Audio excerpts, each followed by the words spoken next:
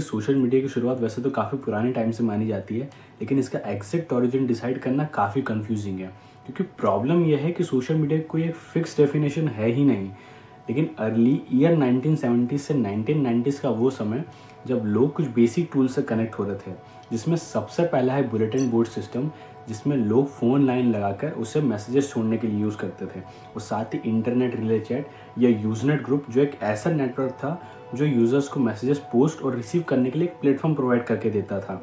अब ये बात अलग है कि इन्हें कोई सोशल मीडिया कहे या नहीं, ये एक डिबेटेबल सब्जेक्ट है। तो इसी कन्फ्यूजन को साइड में रख के जो सोशल मीडिया की फर्स्ट ग्लिम्स है, जो उसकी शुरुआत है, वो ईयर 1997 मानी जाती है, जब एक ऐसा प्लेटफॉर्म इंट्रोड्यूस होता है जो दुनिया का पहला रिकॉग्नाइजेबल सोशल मीडिया प्लेटफॉर्म बनता है, जिसे फादर ऑफ सोशल नेटवर्किंग भी कहा जाता है। और एंड्रयू विनरिच, जिसके फाउंडर थे, उस प्लेटफॉर्म का नाम था 6degree.com।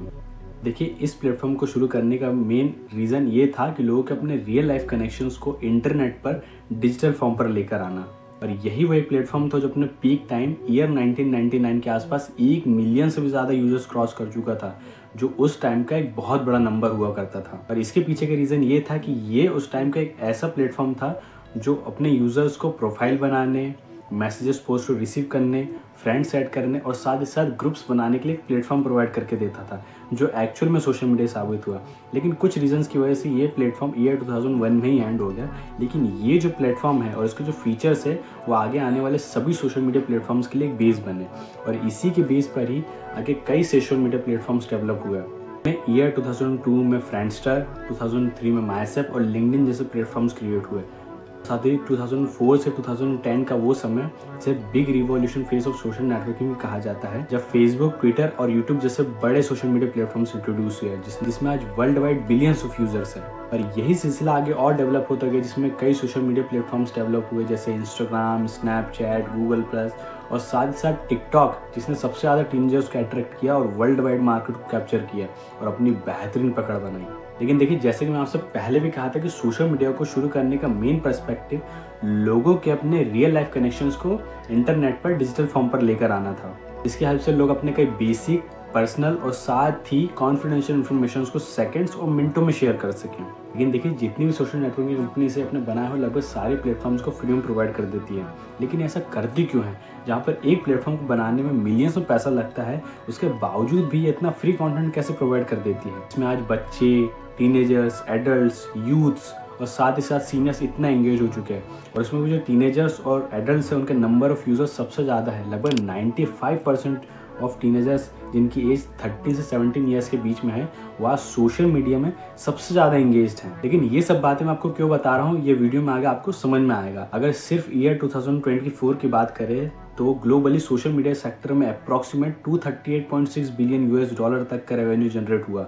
और आगे भी अनुमान लगाया जा रहा है कि अगर सोशल मीडिया सेक्टर इसी स्पीड से ग्रो होता है तो ईयर 2030 तक अप्रॉक्सीमेट रेवेन्यू 500 बिलियन US$ तक पहुंच सकता है, जो एक्चुअली में बहुत बड़ा अमाउंट है। लेकिन अगेन सोचने वाली बात यहाँ पर यह है कि जो सोशल मीडिया कंपनीज अपने कंटेंट को इतना फ्री में प्रोवाइड कर देती है, उसके बाद भी इतना रेवेन्यू कैसे जनरेट कर लेती है। आप खुद ही सोच के देखिए कि आप अगर किसी चीज़ का प्रोडक्शन कर रहे हो तो उसमें लगने वाली labour cost, man power cost और मटेरियल कॉस्ट, इन सब कॉस्ट को कैलकुलेट करने के बाद में आप उस प्रोडक्ट का एक सेलिंग प्राइस डिसाइड करते हो और आप उससे अपना बिजनेस चलाते हो इस इंटेंशन से कि आपको उससे प्रॉफिट हो। Selling price minus total cost is equal to profit. ये एक ऐसा फॉर्मूला है जिसमें दुनिया का हर छोटा बड़ा बिजनेस वर्क करता है। और देखिए, मार्केट में अगर कोई कंपनी अपने प्रोडक्ट के साथ में किसी भी चीज़ को फ्री में प्रोवाइड करती है तो उसके पीछे भी उसका इंटेंशन मार्केट में अटेंशन पाना और अल्टीमेटली प्रॉफिट जनरेट करना ही होता है। लेकिन वहीं पर अगर वही कंपनी अपने प्रोडक्ट को ही फ्री में प्रोवाइड कर दे और उसके बाद भी प्रॉफिट जनरेट कर ले, तो ये प्रैक्टिकली तो पॉसिबल नहीं लगता है। उल्टा वो कंपनी और उसके फाउंडर्स को भारी लॉस झेलना पड़ सकता है।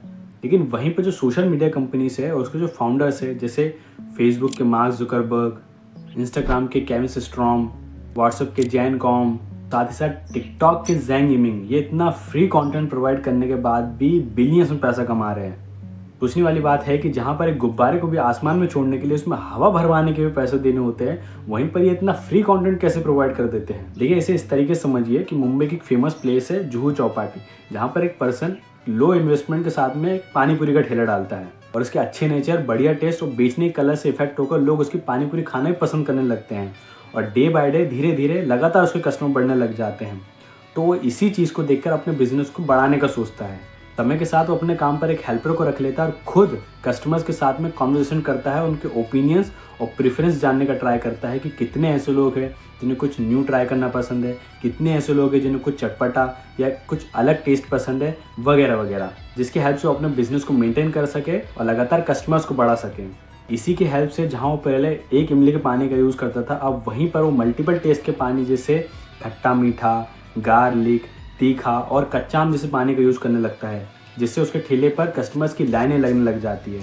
और वो इसी के चलते समय के साथ अपने बिजनेस के मल्टीपल ब्रांचेस खोलता है और साथ ही साथ मुंबई, दिल्ली, हैदराबाद और नोएडा के फेमस प्लेसेस और बड़े बड़े ऑफिसेस के सामने अपने ब्रांचेस एज अ फ्रेंचाइजी के थ्रू खोलता है। एक दिन जब अपने घर से दुकान की तरफ आता है तो रोड पे लगे हुए बड़े बड़े होल्डिंग्स, बिल्डिंग्स पे लगे हुए बैनर्स और साथ ही साथ न्यूज़पेपर्स पर एडवर्टाइजमेंट के पॉम्पलेट्स देखता है, जो एक ही टाइप के कचौरी शॉप का एडवर्टाइजमेंट होता है। तो जैसे कि मैं आपको पहले बताया था कि दुकानदार के एक अच्छे नेचर और कस्टमर्स के साथ लगातार कॉन्वर्सेशन से उनके ओपिनियन और प्रेफरेंसेस वो जानता था और साथ ही उसका एक डाटा नोट करता था।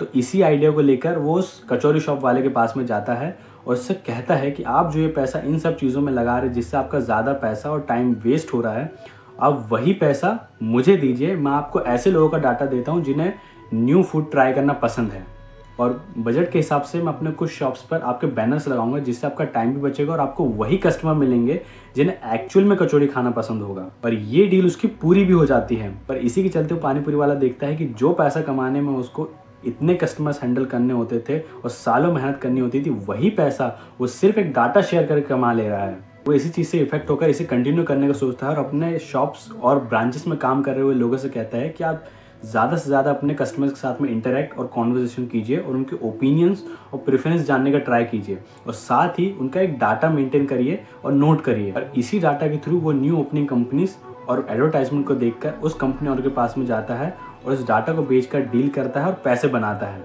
वो इस चीज़ को क्लियरली देख लेता है कि जो पैसा वो कस्टमर्स के साथ में सालों मेहनत करने के बाद में कमाता था, उससे ज़्यादा पैसा वो एक डाटा बेच के कमा लेता है। और इसी के चलते अब उसके जो कस्टमर्स होते हैं वो उसके लिए कस्टमर कम और प्रोडक्ट ज़्यादा होते हैं।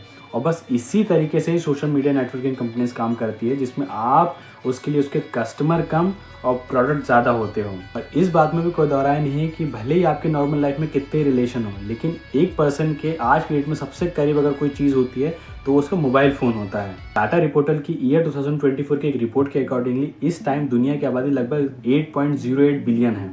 इसमें मोबाइल फ़ोन यूज़ करने वालों का आंकड़ा लगभग 5.61 बिलियन तक का है।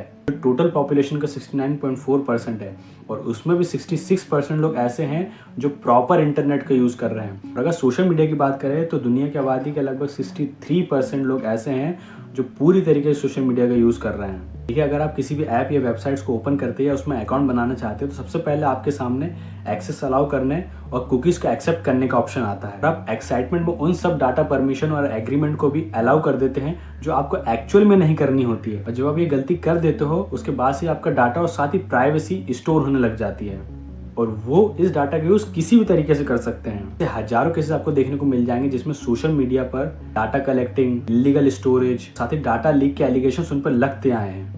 लेकिन देखिए, आप इन सब चीज़ों बिना घबराए हुए अपनी प्राइवेसी में एक स्ट्रॉन्ग सेटिंग्स लगाइए, जैसे 2 फैक्टर ऑथेंटिकेशन लगाना, किसी भी टाइप के एक्स्ट्रा परमिशन मत दो। साथ ही फैक्ट क्विज, फन फैक्टर्स और हॉरोस्कोप ऐप, इन सब से जितना दूर हो सकता है उतना रहिए।